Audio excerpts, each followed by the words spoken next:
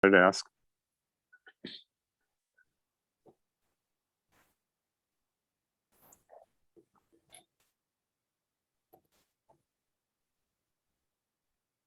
Hello and welcome to Democracycast. This is Dean Edwards in Salem, Oregon for Democracy Watch News. We've been doing these for a few weeks now, so it's become a regular presentation of ours to give these episodes and weekly news briefings. This is a somewhat of a different weekly news briefing because we're a little bit short on staff today due to things going on in the what proposes to be the real world. So bear with us, and here we go. Today we have John Harvey with another one of his technology reports. He'll be leading off, and I'll be following up with some updates about our news service and a very interesting event focusing on Sudan and how we're working on covering that epic movement for democracy in what's called the Mashrek part of the Arabic-speaking world in Africa. So this is Dean Edwards in Salem, Oregon. We're going to start off with John Harvey as part of our weekly news briefing. John, what aspect of the techno universe are we talking about today? Dean, today we're going to continue to talk a little bit about the history of telecommunications, because as I've said before, understanding the history is important in terms of knowing where we're going. And to make a long story short, and I'll double back, what I see happening is the role of a writer, a creative writer, a journalist, whatever you want to call the person that writes, is slowly being eroded by artificial intelligence. And we'll get back to that in a little bit. But let's take another trip down history lane, so to speak. And last week we talked about the printing press and how important that was because it enabled people for the first time to actually read the Bible for themselves, although only 200 copies, I believe, were printed, and it took a while. At least a start was made, and that was in 1436. And so 432 years later, we have the typewriter, invented in 1868 by Latham Sholes of Milwaukee, Wisconsin. The typewriter really appealed to people because for the first time one could actually put out pamphlets even that were typed, and typewriters were made in different languages, it really opened up the world to providing professional looking documents. For the first time, people could actually do it themselves. Not everyone had good handwriting, and so that was a drawback. But the typewriter, if you could learn to type, really helped a lot. And the typewriter has hung on for a long time. Some countries, such as India, it's still being used in certain places, even though the typewriter, or the last typewriting plant that I could find at least, closed in 2011. And then 46 years later, we have the teletype, which again starts to introduce the concept of producing a tangible bit of written information, something that can be passed along, something that can be read by a number of people. And I don't know if any of you remember the teletype and getting a telex. I certainly do. That was in the days before the fax. So then we fast forward to 1969, where Evelyn Breslin invented the selective-based word processing.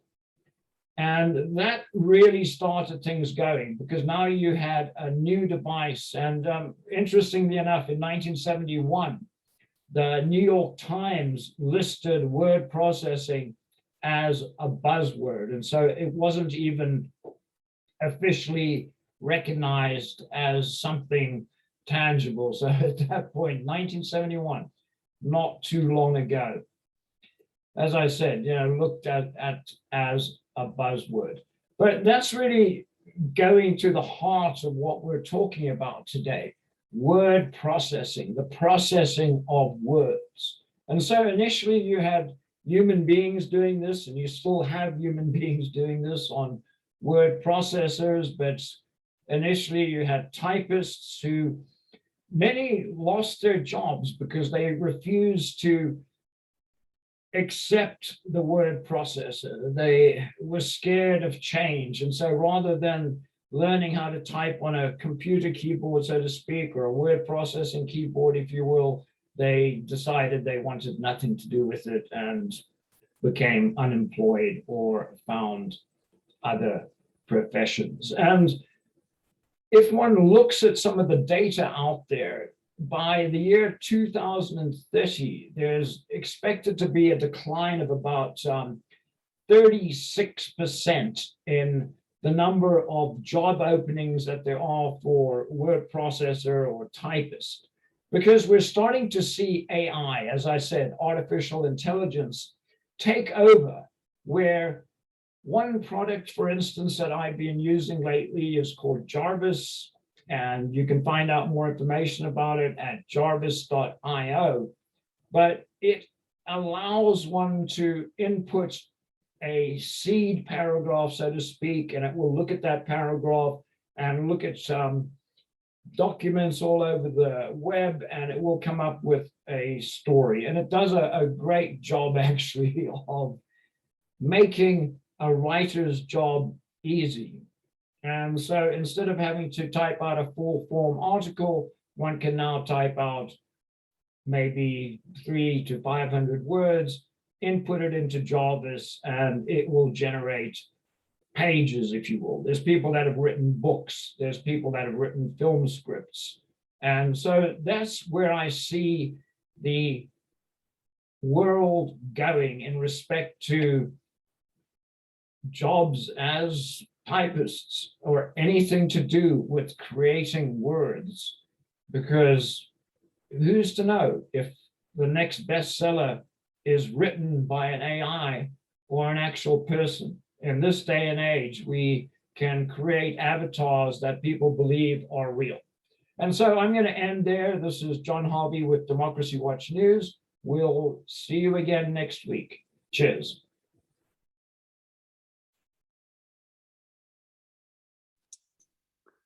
Thank you, John. There's been a lot happening in the past week, also being driven by technology. One of the things that's going on in North Africa, for instance, is we continue to be now into the third week of an internet shutdown. Authoritarian regimes around the world make this a favorite tactic of theirs.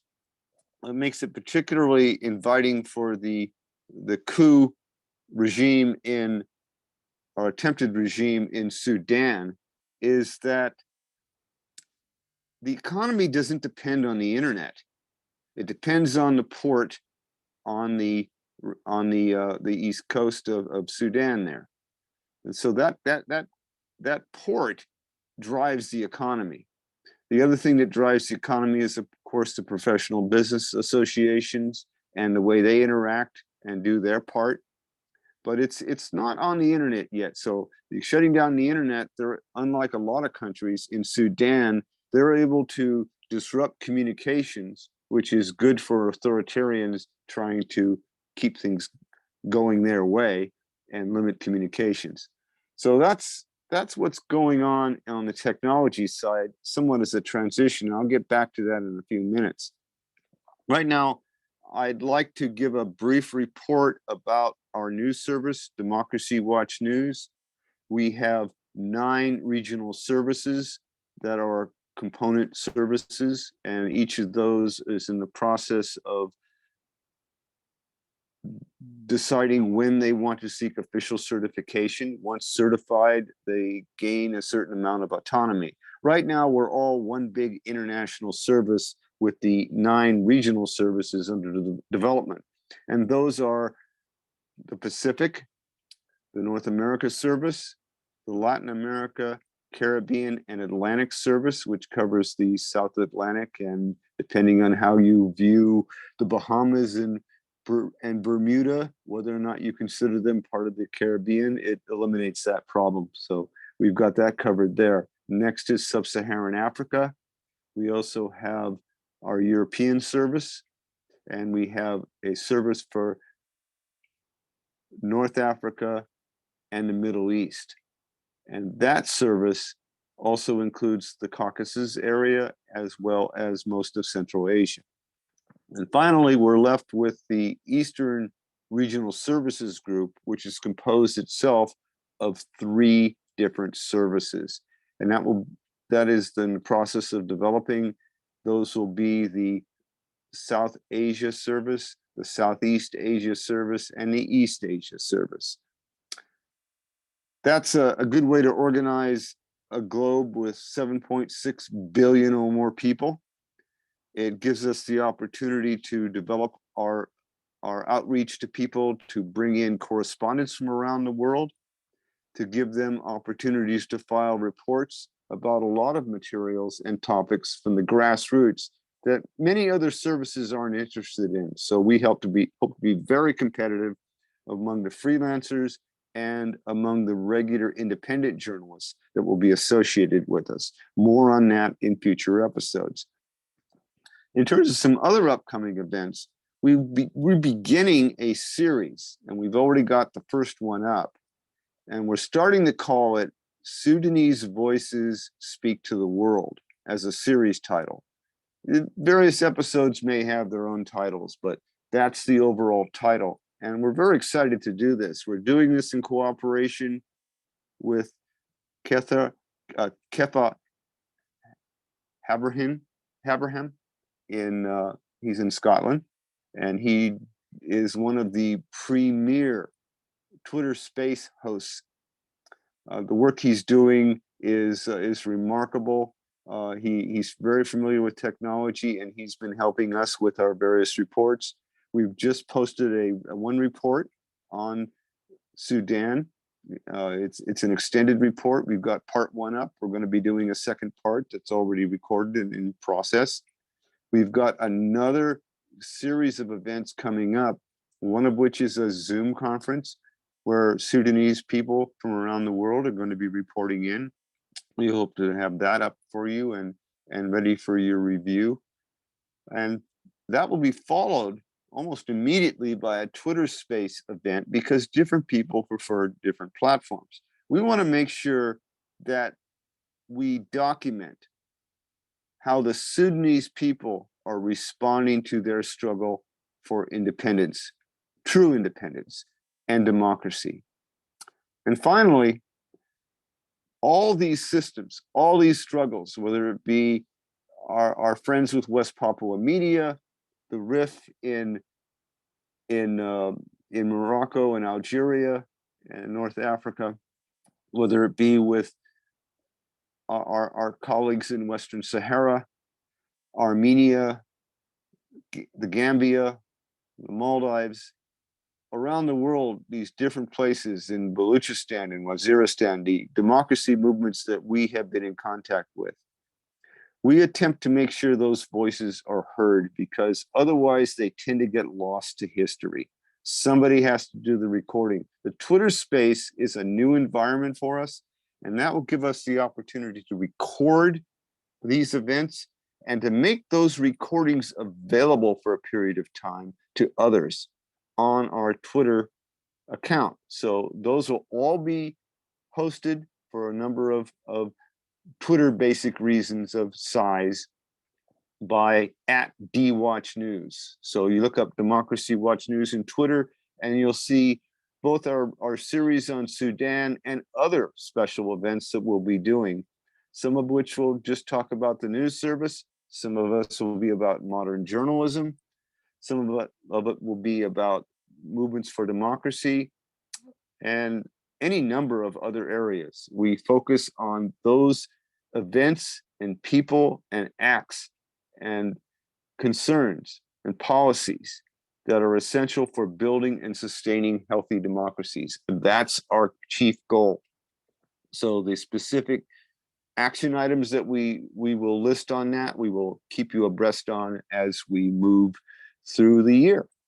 This is Dean Edwards in Salem, Oregon for Democracy Watch News. And Democracycast is available on TuneIn Radio. It is available on Stitcher. And you can also get it through many of your podcast providers. And we're working on extending those and making it more and more easy to find anywhere. Myself, I am a TuneIn Radio man. So I like to go to TuneIn Radio where we're available on demand. And that's what's easy for me. Some people like Stitcher. Some people like the podcast approach. You can also go to democracycast.libsyn.com and you can listen to us that way. So thank you very much for joining us, and we hope to have you join us again next week because there's more to come.